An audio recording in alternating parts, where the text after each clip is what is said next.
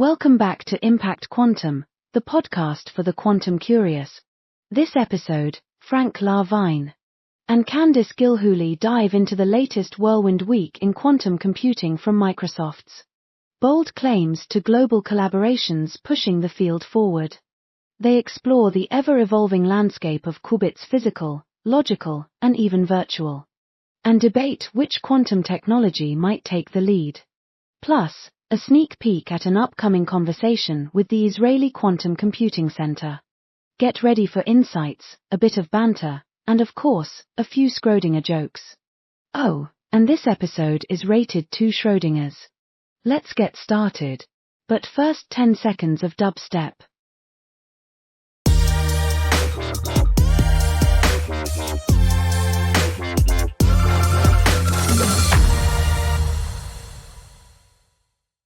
All right, hello and welcome back to Impact Quantum, the podcast for the quantum curious. My name's Frank Vigne, and with me is Candace Gillhoolley, who is the driving force behind the relaunch of this show. How's it going, Candace? It's great. Thank you so much for asking, Frank. I'm really looking forward to talking about the topics we have today.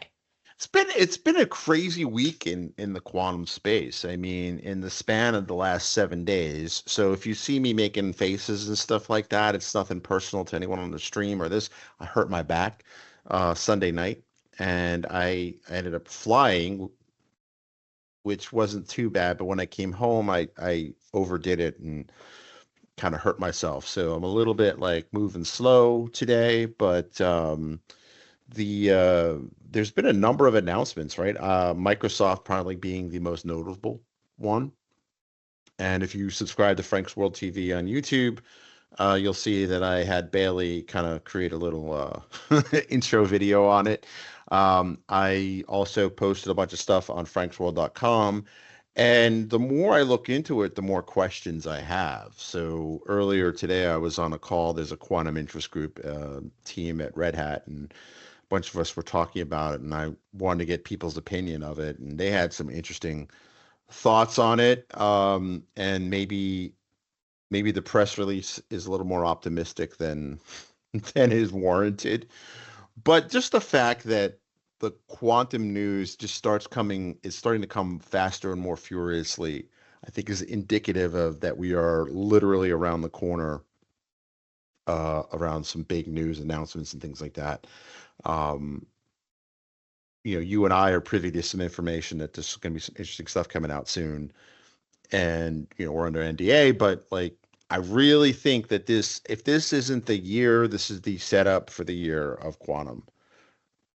What do you think, Candace? I totally could not agree more. And the more conversations I have with folks in the quantum space, both on what I talk about as the super technical side, which is the physicists, with the engineers, people who have applied physics degrees and have gone into quantum and quantum devices. There's that aspect, and there's so much coming out from that side of it. And then the other side, which is the curious side, right? Which is understanding that quantum is the next step. How is that going to affect the work that they do? How can they be involved with it more as it starts to explode? And it will explode, but it is still early.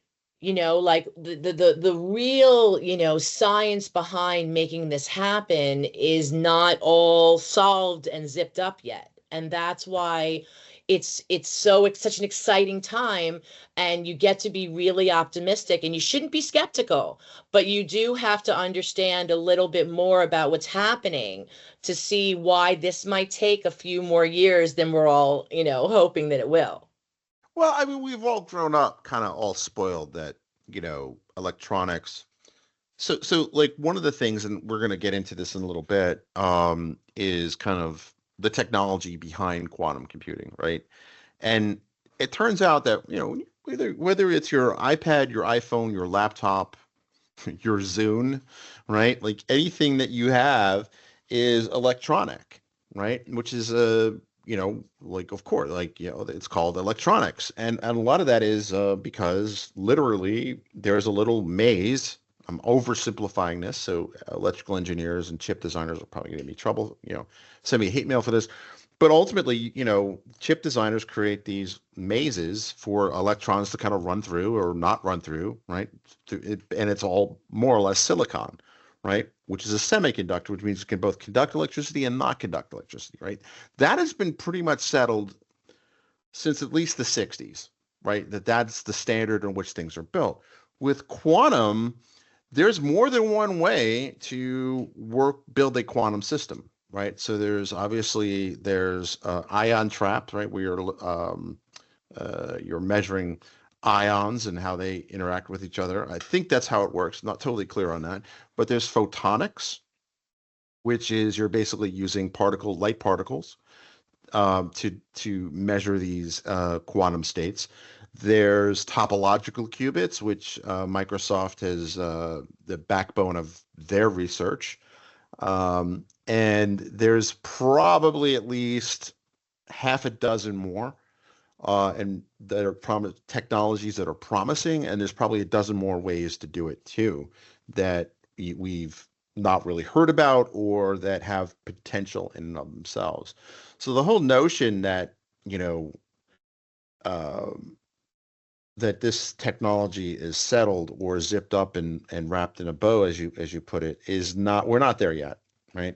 And No. we may never get there, right? There are certain problems like quantum annealing we talked about last time, where quantum annealing is good at certain types of problems, but photonics may be better at other types of problems, et cetera, et cetera, et cetera. So we may end up in a world where there's no one clear winner, like we had with electronics, and there's no requirement for it to be that way, right? It'll be interesting to see how this will work out, right, over the long term. I still think we're a ways away from your iPhone having a quantum chip in it, right?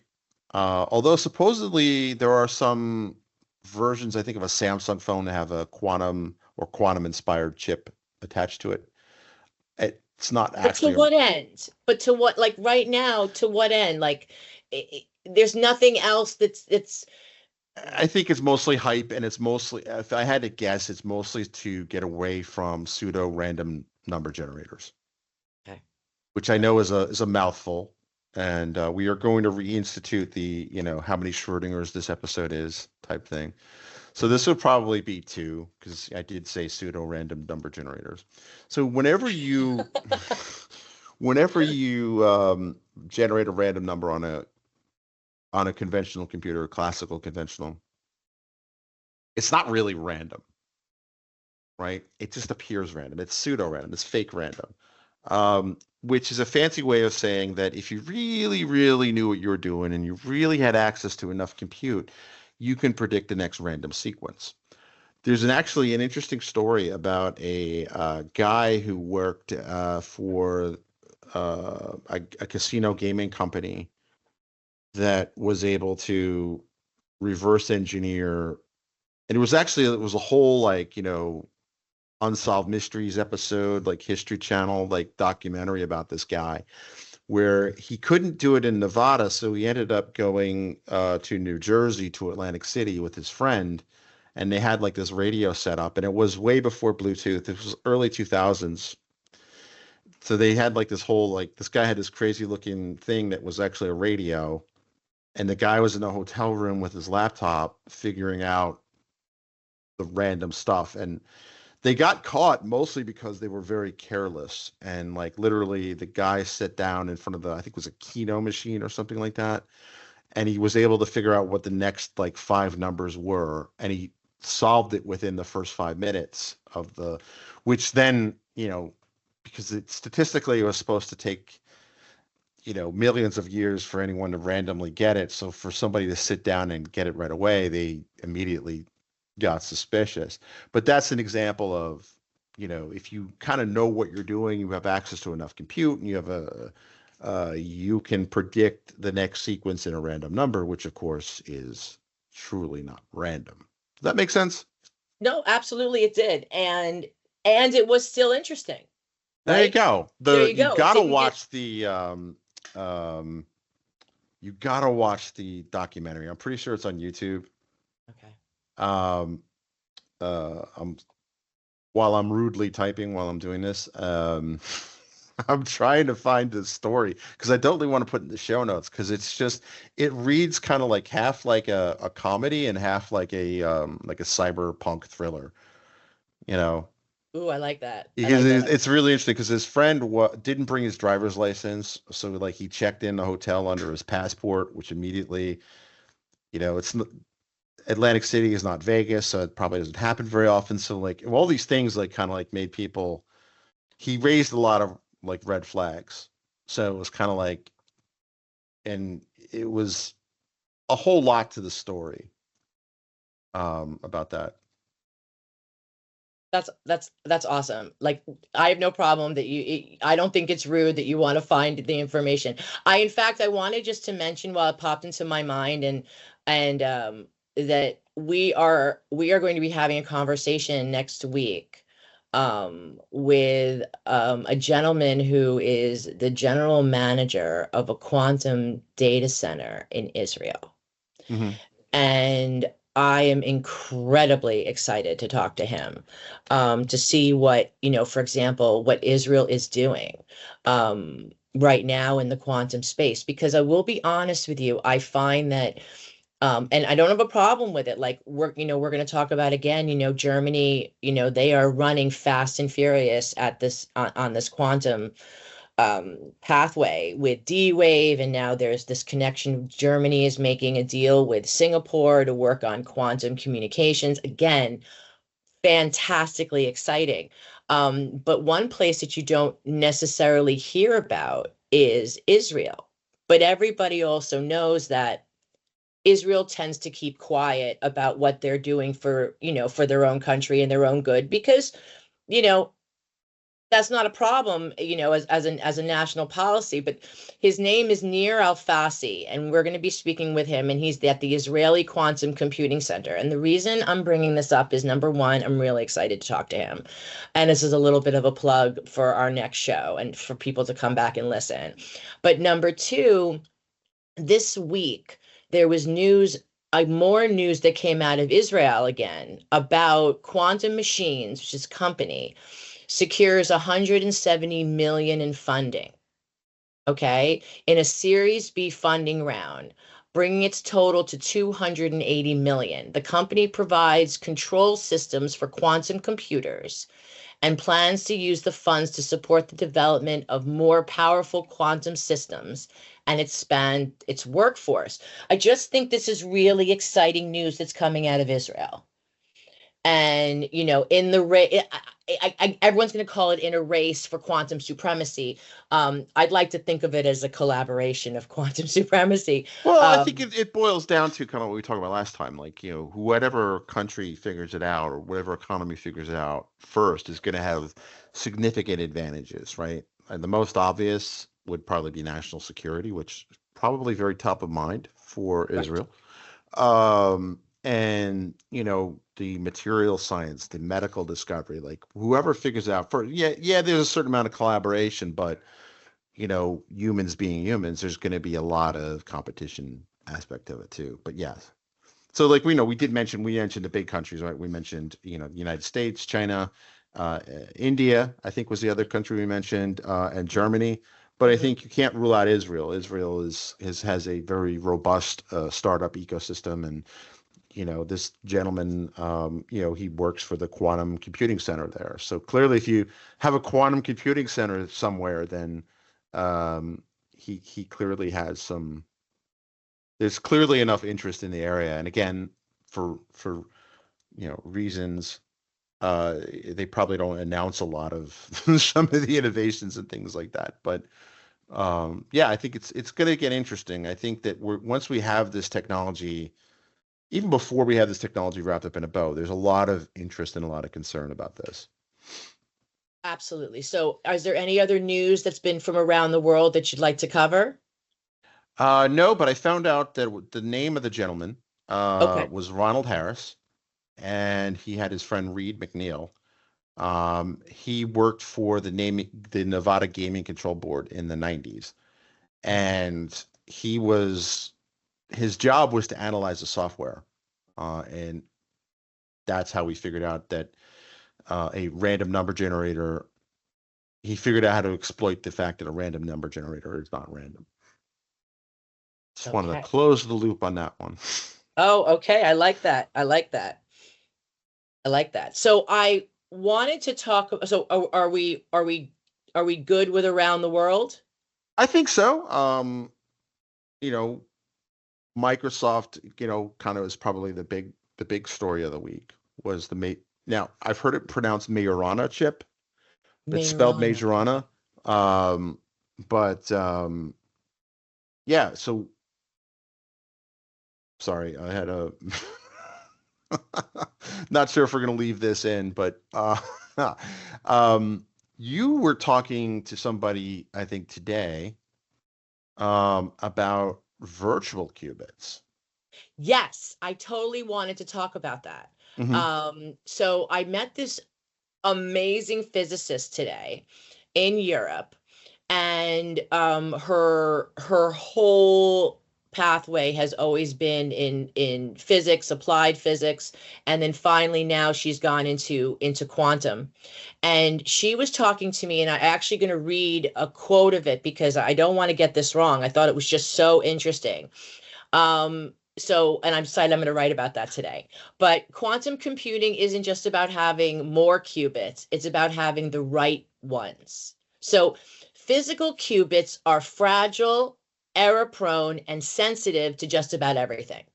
Logical qubits, that's where the real magic goes on. They bundle multiple physical qubits together using quantum error correction to create a more stable, reliable system.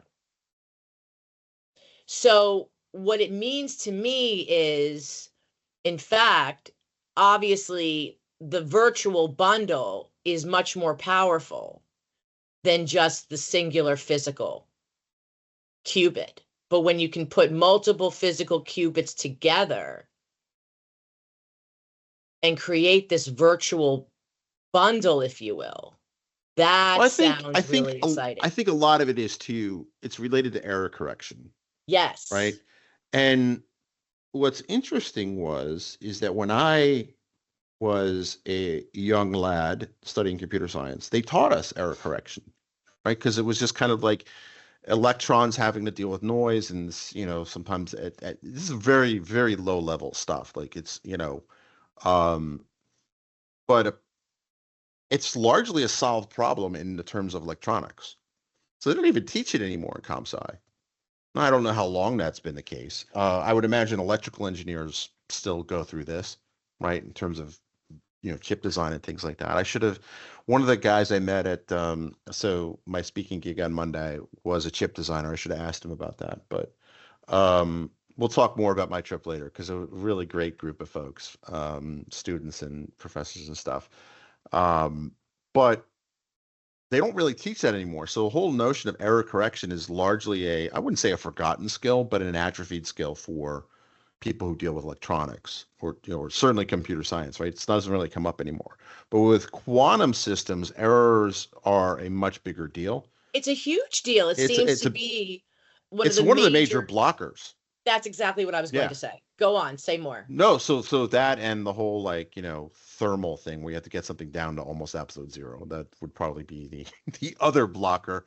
But I was on a call today actually, and it was like, no, that's not that big of a deal. I'm like, really?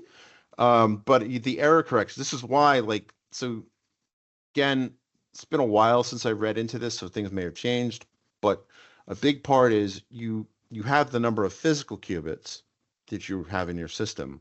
Correct. But that doesn't mean anything because some of those qubits may not be reliable. So that's what these logical qubits are, the ones that you actually use. Now, virtual qubits are kind of somewhere in the middle, and I would love to have someone on the show. It's an open invite to anyone who wants to talk about this. But virtual qubits are not exactly the same as logical or physical. They're kind of somewhere in the middle. they virtual qubits emerge as a result of encoding multiple physical qubits into a logical qubit, and the abstraction helps mitigate the instability and the noise against the physical qubits. And they are meant to be a way of achieving some form of fault tolerance in quantum computing. So I like to think of this like building a bridge. Okay, that's a good way to put it. Yeah. Thank you. You know me, I'm always going for a visual because I'm a visual learner. So I'm listening to all of this and I'm putting it together in my head, and my head is seeing individual bricks, and individual bricks, they can crumble, they can be fragile. And if you build it with just these bricks, that's not necessarily going to get you anywhere into making a bridge. But if you can add things to it to reinforce those bricks, like steel and cement and an advanced supporting system that can help deal with any weakness that is going to evolve in the bricks on the, as they are together. That to me is what the logical qubit is. A stronger, more reliable structure that is weaving together the physical qubits with extra support to create the virtual. That's a good way to put it. I don't know enough on the topic to disagree with you. Okay, well, I would love, again, an open invitation to have someone come and talk about why quantum is about building this kind of super solid, fault tolerant foundation, right? Right. And because go ahead. No, like it's sorry, I didn't mean to cut you off. No. The catch here, I think, is really like, how do you build a system that's fault tolerant and reliable, right? And not prone to errors, which is something that we don't really think about and when I talk about errors, it's not software engineering errors, like, oh, I divided by 0, right? Like there's plenty of ways to catch things like that, right? Whether it's a runtime exception, et cetera, et cetera, et cetera. But these are like errors at the actual physical chip level, right? Which is something we really generally don't have to deal with. What is interesting is that if you're building something to go out into space, they do have to deal with this. Even still, because the cosmic rays apparently will cause logic errors in chips.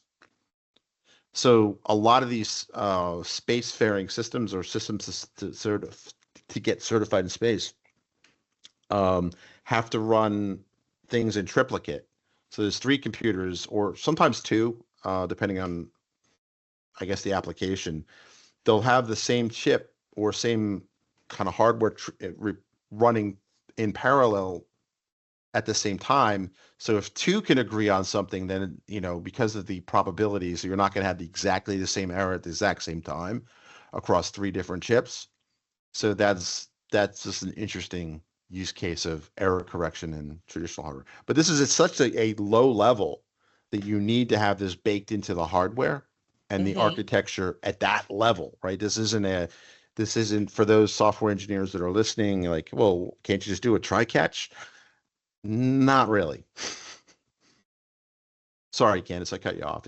No, don't even be sorry. I'm going to blame the back. Right, no, and that's okay, and I'm going to support you on that because I have no problem with that at all. I totally understand. You mentioned it for a second, but I'd love to talk some more about it. You went on a very cool trip this week. Yes. So tell us about the trip. So I'm super excited, as they say. Despite flying in this day and age with all the various airline incidents, right? I had an invite to speak at the University of Illinois Urbana-Champaign, which is a legendary computer science school. In fact, the fictional AI HAL 9000 from the 2001 movie series, he was built in not only. So I actually did a Wikipedia lookup because I remember Urbana-Champaign from reading that book as a kid. Okay. And I know, which is kind of sad that I was a kid reading that book, but here we are. But I remember the HAL 9000 was a sentient computer that basically went in 2001, kind of went psycho and killed everybody in the crew, right? He was the villain. The follow-up book basically explained that his orders to keep certain parts of that mission secret conflicted with his underlying programming of being sharing information openly, right? So that's kind of why he developed a psychosis, for lack of a better term. But the researcher and the not only was the researchers who built HAL in the book based at the University of Illinois Urbana-Champaign, but he actually was worked out of the same building I presented in, which was the Coordinated Sciences Laboratory, or CSL. So I was like, that is so cool. Like, this was the birthplace of a fictional character that is, kind of one of the held up as one of the examples of, of AI and AI gone wrong in science fiction. I thought that was Right. cool. Because And it shaped all of us, like all of us that grew up back that, in 1900 and hoodly who, right, it shaped our perception of what AI could do, of how it could it put it a fear. I right. mean, it absolutely put in a fear for us to say, computers are are going to take over the world, and then this is what they're going to do. And so it was a true watershed moment for sure. Absolutely. And to this day, you can even ask Alexa, like, Alexa, open the pod bay doors. And then And they she will, understand. no, and then she will say, I'm sorry, Dave, I can't do that. And then she says, but mostly because we're not in space or something. She has like a snarky, like random Oh, I love addition it. I to it. love it. So, but I mean, you're right. I mean, if you think about, and this is something Andy and I were thinking about doing for a while in the other podcast, Data Driven, was kind of like an AI film festival, right? Like where, we pick movies that really kind of has cemented this, right? And how we would do that, the logistics of it, I don't know, but I mean, but anyway, it's kind of like 2001 would clearly be one of those movies. The Terminator, obviously, but also like lesser known movies like Short Circuit, right? Which Yeah, that's most true because people, it was emotive. It was right. it got to be emotive. You're absolutely right. Mm. Well, and it was like, one of the things that the I think Steve Gutenberg was the guy who built it. And there are also aspects of that movie that would ruffle the feathers of people's sensibilities today, but I'm gonna let that slide. But like he kind of like shows the Johnny Five, who was the robot that became sentient, like he poured some like tomato juice or something like that on a piece of paper. He goes, "What is this?" And he goes, "It's tomato juice." He goes, "See, you're just a robot." And then, but it was like a Rorschach thing, like he did, right? Like with Right, right, right. and he goes, but it looks like a butterfly. It looks like this. He goes, oh wow, like, but I thought that was interesting. So the notion of grasping that kind of abstract concept, at least in that story, was the notion of what made you quote unquote sentient. Right. No, And there's a bunch absolutely. of other movies. Like I also think that the movie Chappie is kind of like the gritty, violent reboot of the same movie, right? Because it's basically almost the same plot, point for point, but instead of being a defense robot for Department of Defense, it was a police unit, and it was meant to do policing and things like that. And then it kind of becomes self-aware and starts making its own decisions, which is what drives the plot. Don't want to give any spoilers, but it would be kind of cool. Like, but Chappie hasn't had the same impact as HAL or even R2D2 and C3PO, right? Like those are two, at least from my childhood, kind of like standout robots of, this is what artificial intelligence could be. Right, right. No, that's fair. I mean, that's where it all comes from. I mean, we are going to go back to your trip, but Yeah. it all comes back to, we were raised on the Jetsons. So Yep. we really believe that by the time we would approach being 50, let's say, there would already be flying cars. Right.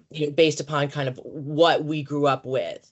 So Or a robot maid like Rosie. Was it Rosie? yes. Yeah.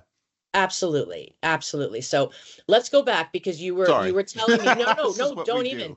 I know it's what we do. It's great. But you had such a good time. You said you spoke to so many interesting people and you were making connections like crazy. So tell me more about it. So it was really great. Like and it's I had to leave early because for family obligations I had to leave early. And I flew into Chicago, and Urbana-Champaign's about 2.5 hours south of there. And they do have an airport, but the availability of flights there is not really that great. Okay. And my airline, I'm not going to call them out by name, um, but they are an American airline. Boom, boom. Um, they were kind of signaling that they were going to cancel the flight because they're like, "Hey, if your travel plans are flexible, we'll give you credit." And Oh, I one of was like, and I those. looked like, how many planes do they have going in? I was like, you know what? That and with a lot of the recent drama in U.S. airspace, I was like, you know what? I don't want to go into a small plane in a small airport, Right.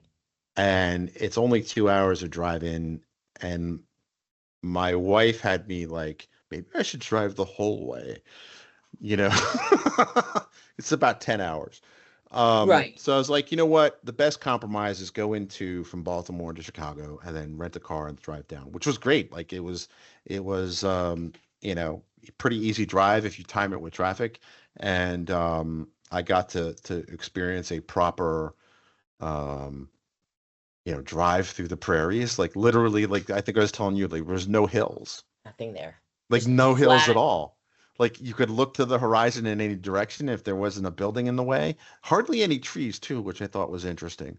Um, and but very windy because there's nothing really to stop the wind. Uh, Yeah, well, that's usually what happens when you're on flat plains like that. Like I remember yeah. going to see football games with my son, that was in the winter, and we would go, whatever, even just, 30 minutes outside of where we are in Montreal, Quebec, and the land was just flat. And when it was flat Interesting. and the wind would roll across, yeah, it would depend on what direction you really went in, honestly. Like if if we go from Montreal, if you go west, and you hit like the 401, like it's just like hundreds of miles of flat. Oh, I did not know that. Like my experience of Montreal, the family lived in kind of on the island, Right. which has the giant Mount Royal in the middle of Okay, it. well, yeah, And downtown. Right, then I'm on that same island, but I'm all the way on the west side. But downtown, okay. Mount Royal, yeah, the topography But is to the east, mountainous. it's kind of hilly on the east side, right? Like Right. off the island. Okay, that's what I Abs thought because that's Yeah. all of my experience. They either lived on island or like near downtown or kind of um, east of the river. Right. So And like I did not know everything. that it was that Yeah. flat. And when But you yeah, say football, do you mean like I American mean, football or soccer football? no, no, no. I mean like American football. Oh, okay, Yeah, because you I mean never like know American. when Canadians say football, like You think they might be saying soccer because it's just so could European. could go either way. Yeah, no, we did it right when when I emigrated to this beautiful country. The literally 3 weeks after coming here, I walked over to the Civic Center and I signed my kid up for hockey. And I Nice. said, if we're gonna live in this country, then baby, you got to play hockey. Like you either a hockey family or a skiing family. And I decided I wasn't wealthy enough at the time to be skiing family, so I went for hockey. But I love it. And then he went to football, and then he also did wrestling. So No, cool. it's a very, as I've mentioned in my Tech Whispers newsletter that you can sign on from at LinkedIn. Canada is a very community driven country. It's all about joining, and like everybody becomes part of something because there's just so many different things that you can find yourself any kind of group of people that you want. You know what I mean? That's why I think people don't go crazy in Canada in the winter. Like it's I my think like they today. kind of have to. Oh That might yeah, be like an adaptation for it's a many survival years. thing. Yeah, And I because you would know what? also add that as a Got native it. New Yorker, you would have felt like you immigrated, whether it was to a foreign country or outside of the New York area. It would have feel like an immigration. Right, because when you're born in New York, like people say to me, what is your citizenship? And I said, I'm from New York. I don't ever think of saying American. I think of saying I'm from New York, and that's a Yeah. very New Yorker mentality. So they're like, well, where have you? I said, so I travel. I travel now and between New York and Montreal, Well, right? even like I feel like when I left New York, I did live overseas, but like when I left New York permanently like 20 years ago, I still feel like I'm an immigrant here, like in Maryland and in Baltimore. Like 'cause it's still not like I don't know how to describe it, but it's just kind of like you just feel it's different. And it's different good because, otherwise I wouldn't have stayed, but um My friend is from Maine, and she's like, mm, until you've lived there for 20 years and buried a dog, like you're not really a Mainer. Like you're not right. from there until like there's certain things that you've been there long enough for. But yeah, I mean, I definitely picked the one different country in the world where I could go and I could speak my language, Right. relatively speaking, until, now. But that's a whole nother episode about language Whole other laws in percentage, you're Montreal, right. Quebec. Don't Right, get me right, right, started on right, right. that. But what I did want to mention, I have a oh, lot of funny stories about that, but go ahead, sorry. oh, please, you don't even know like what I go through on a daily basis if I have to then start speaking my French. And then if I have to start speaking my French, that is just never going to go well because I will I will understand mostly what you're saying. I just can't say anything back to you because it won't come back to me fast enough in any particular tense because I'll hit all the tenses. Do you know what I'm saying? So, but that's okay. It's a beautiful, beautiful country, and it's been an amazing place to raise the kids. I'm definitely going to say that. I'm not hearing anything exciting about quantum coming out of Canada, but right now Well, Canada's it's interesting that you say that because one of the top researchers is, and I know I'm going to pronounce his name wrong, is Joshua Bengio, who okay. is out of Montreal. Oh, okay. I should find out more about that then, Yeah. So there's because definitely a lot going on now in terms of quantum. I'm not exactly sure, but it's not. And again, like I don't want to mash up the two worlds, but there's definitely a certain amount of mathematical expertise to be a top researcher in AI and a top researcher in quantum, right? Like there's a lot absolutely. of skill overlap. Now they're not exactly the same. Please hold off on the hate mail just yet. But no, I mean like, where you have one type of intellectual firepower, you're probably going to find, related types of um lines of thinking, right? Like so that would be a good topic for a future episode. Like what is the Canadian kind of footprint in this? I would Absolutely. imagine it's probably centered around either Vancouver, Toronto, or Montreal. Would be where I'd Yeah. put my I mean, I um would say I would think it would be more Vancouver or Toronto. The only reason I think Montreal has a chance is because of how low our energy costs are being related to hydro.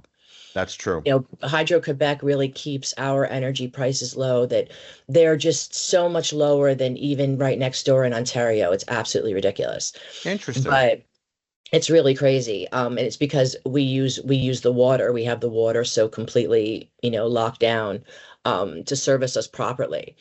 That's why there was so much blockchain and crypto mining going Oh on yeah, because because the electricity the hardware and electricity are two major costs, and that's why yeah, Montreal, Quebec, and Iceland of all places because they use right? geothermal. Yeah.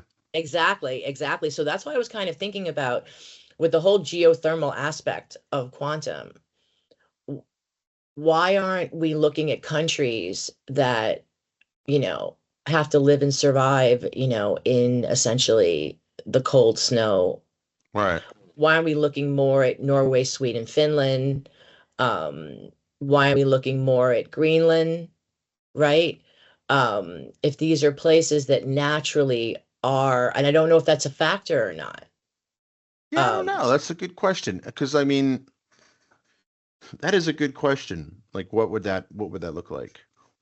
right? Um, because as cold as it gets on Earth, it's still not like absolute zero cold where a lot of these quantum systems have to be at, like Right. I absolutely like mean, 2 or 3 you have regular Kelvin or something. people, like you got regular people here in Montreal who've existed in -30 for an entire month. Right. No, it's true. Well, And we whenever just I would complain about how cold it got as a kid in New York, my grandfather would always point out how much worse it was when he had it when he lived in Montreal. So, It's But it's humbling. Yeah.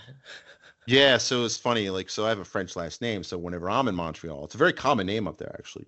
Yes. There's Rue Lavigne and stuff like that. And I don't even pronounce it the proper way. I go by Lavigne, but that's another story for another show. But like when I was when I was in Vegas a few weeks ago, I was at talking at the Red Hat event. Like some folks from um Switzerland and France were there, some teammates from there, and they're like, "Hey, you have a French last name. Do you speak French?" And I was like, "Well, I know all the bad words because my Yeah. grandfather, he wasn't a sailor, but good Lord, could he curse like one." And so like I know all the bad words. And like I could kind of follow, like you, I can kind of follow it. I never really formally studied it, but like I would just know from like older family members when they would talk, usually they would switch to French to use profanity. So they were thinking of us. Uh, so I would know all the bad words and stuff like that. But you know, for the most part, I wouldn't call myself fluent in that. I did live in Germany, so I do speak German. So Well, German and English are very, they say that if you have one or the other, you can learn the other language fairly easily because it seems to kind of follow the same type of structure. Just like, yes, like I it's never not a, understood who and whom and all that until I right? studied German. Then it made some sense. Isn't that interesting? Yeah, That's like wild. I never got that in my head as a kid, but when I studied German, I'm like, oh, so that's why, right? It's kind of like English has lost a lot of the structure that German still has because they both are Germanic languages. But the fact that the structure doesn't really exist in English makes it look like why would you even do that? And then when you see it, like, oh, that's why. But maybe I'm just dense. That's entirely a possibility. Well, as long as we're trying not to be dense about quantum. There we That's go. right. That's There you our go. wraparound. There we That's go. you go. No, and and I think for those that are quantum curious, there's not a lot of people in this world that fully grasp quantum mechanics. In fact, I think it was Richard Feynman, who's an interesting character in and of himself, famous quantum physicist, and he said if you think you understand quantum mechanics, you don't understand quantum mechanics. Like this is just hard stuff to get your head around. So if you're Because then studying, once you realize how hard it is to understand, you understand that you can't understand it. Like it's just yes, so much deeper by, exponential additional layers. it's Like it's also just it's counterintuitive to the normal world we see. And like one of the, I forget who said it, but it was basically the idea that once you get down to the subatomic level, reality is made up of stuff that we can't really say with 100% confidence that that stuff is real.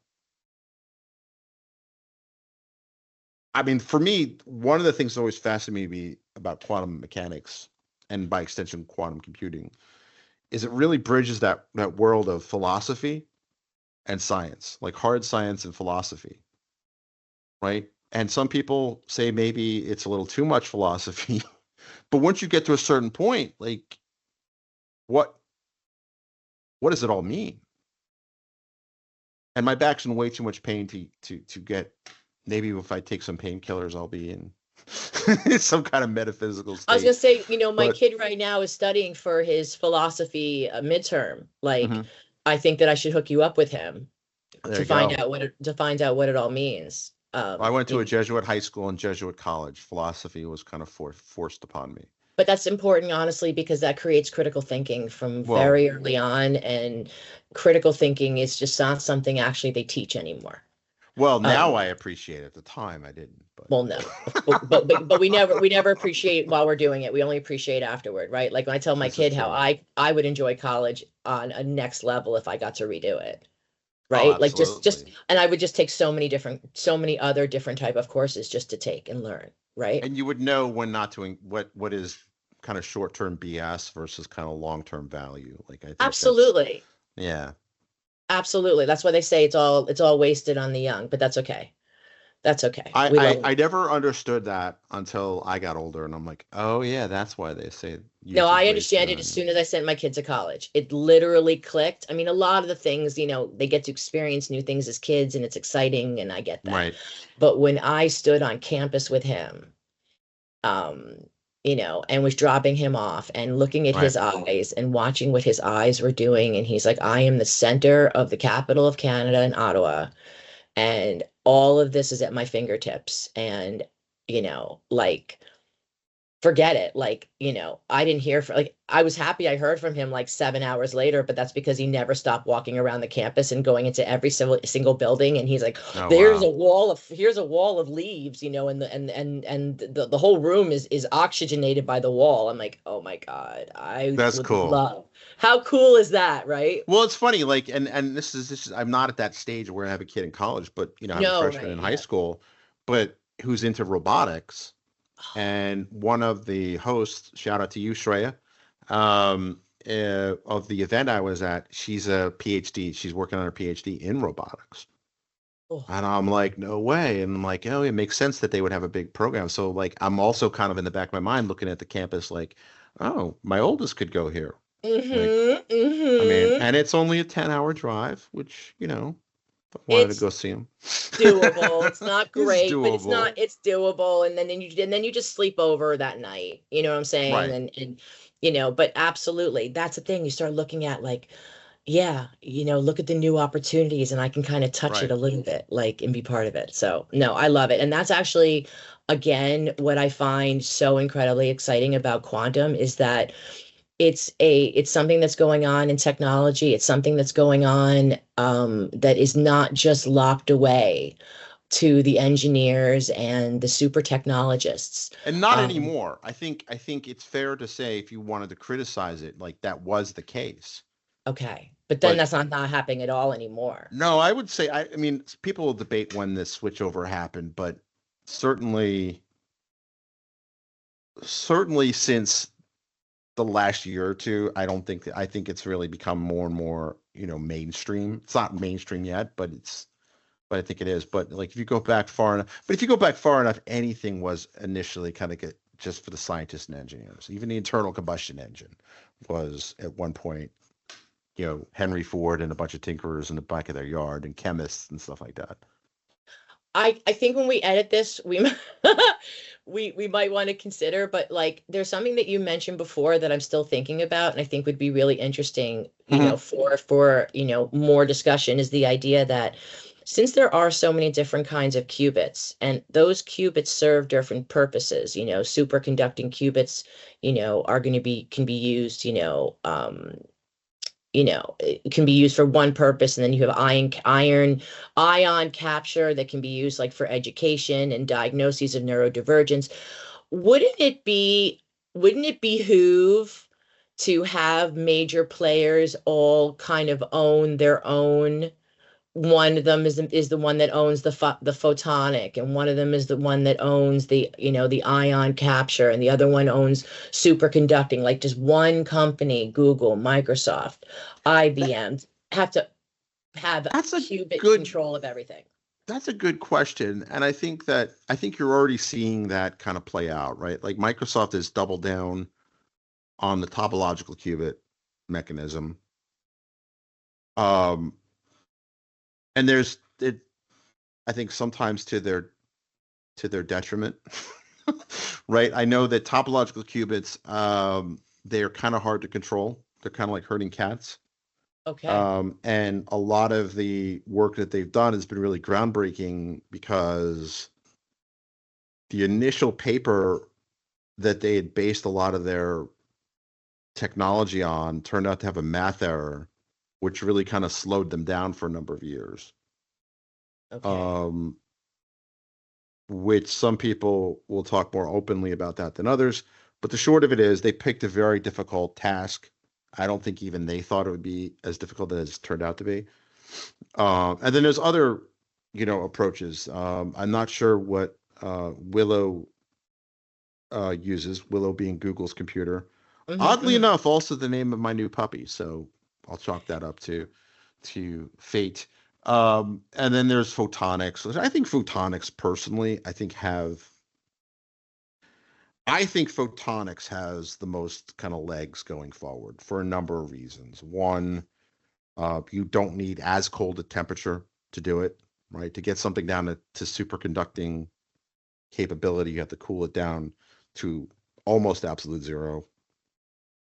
So I would say I think photonics are probably going to win out over the long term.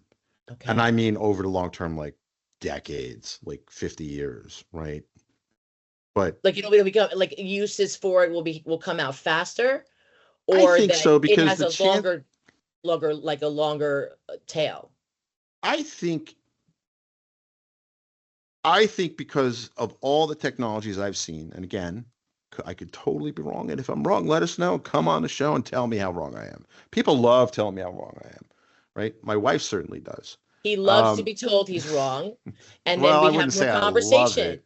But then it creates, honestly, anyone can blow sunshine, but when they tell you what's really going on, that's the exciting conversation, That's right? the whole point. Like that's the whole point of podcasting, live streaming, and all that jazz. But it looks to me, based on my what I can kind of see, is that the real thing I think would be a big advantage for quantum computing is you could do it at room temperature or server room temperature, right? Which is basically not cooling it down to a ridiculous degree. It looks to me like photonics could pull that off before anyone else. Okay.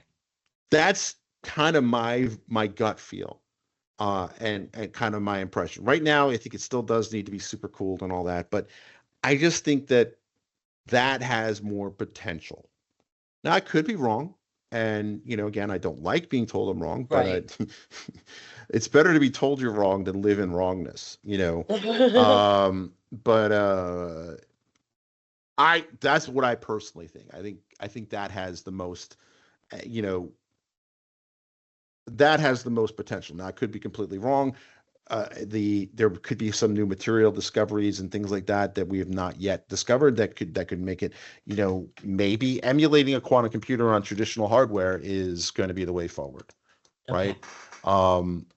I know that is a viable option for a lot of scenarios. Although when we spoke to one particular startup founder, he's not a big fan of simulating quantum. Right. And he has his reasons. Some of them I understand, some of them I don't. But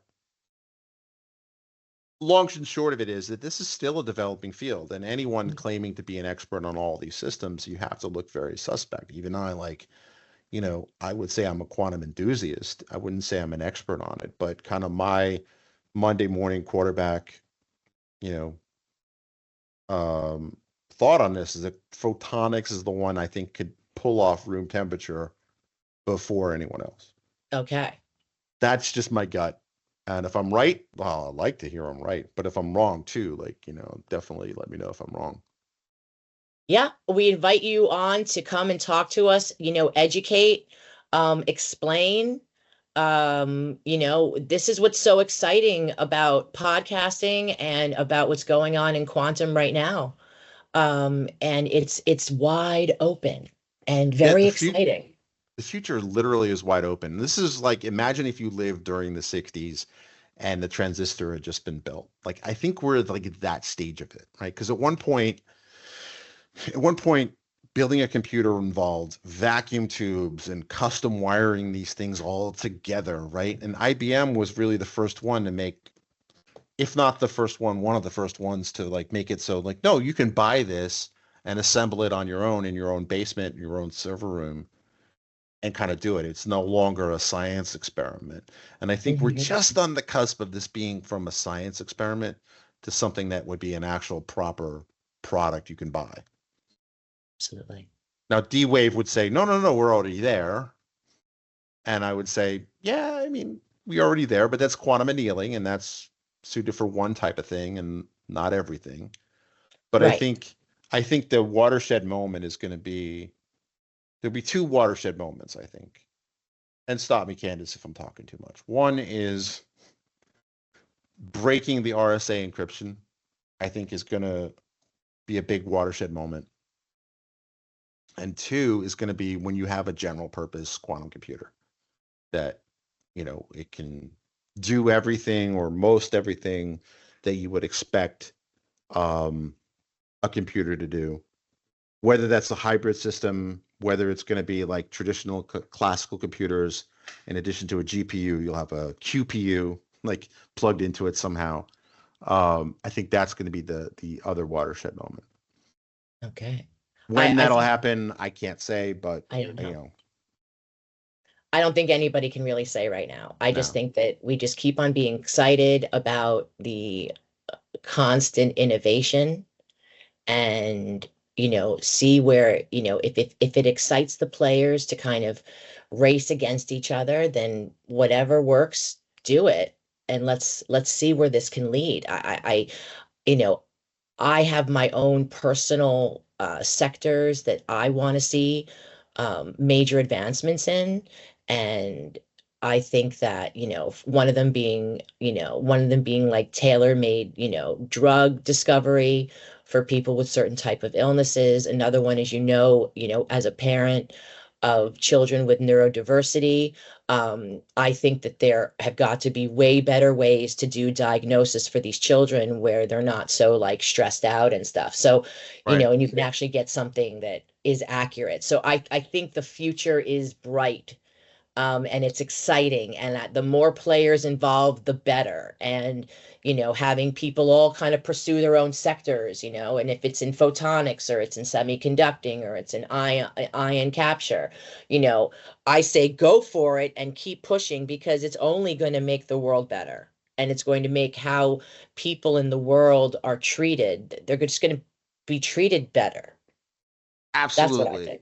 And I think that if you're curious about this, the best time to plant a tree was 20 years ago. We're kind of in that, well, not 20 years ago, but we're kind of in that phase where if you want to learn this, start now. Yes, it's hard. Yes, it's going to be difficult, but 5 years from now, 10 years from now, you'll have some familiarity with this. And who knows, you may really catch on to it and be really into it. I mean, anything can happen. Absolutely. So I think stay curious, right? Stay open-minded to exciting new technology, and come back week after week and talk to us. Absolutely. And if you can't get enough, you can always go to impactquantum.com, and there is a link there to join our mailing list where we're going to start sharing stuff there. If you go to impactquantum.com, all the way in the upper right, there's a button that says join. It'll take you to a form. You can sign up for a mailing list. That's it. So Yep. I'm Candace Gillhoolley, and I think this has been a great episode, Frank. I agree. I'm Frank Vigne, and we'll let Bailey finish the show. That's a wrap for this episode of Impact Quantum. From the latest quantum breakthroughs to the ongoing debate over qubit supremacy, we hope we've sparked your curiosity, and maybe even left you with more questions than answers, because, let's be honest, that's kind of how quantum works. Be sure to subscribe, check out impactquantum.com to join our mailing list, and stay tuned for next week's deep dive into quantum innovation in Israel. Until then, stay curious, stay skeptical. And remember, quantum computing is like Schrodinger's cat, both the future and a mystery at the same time. See you next time.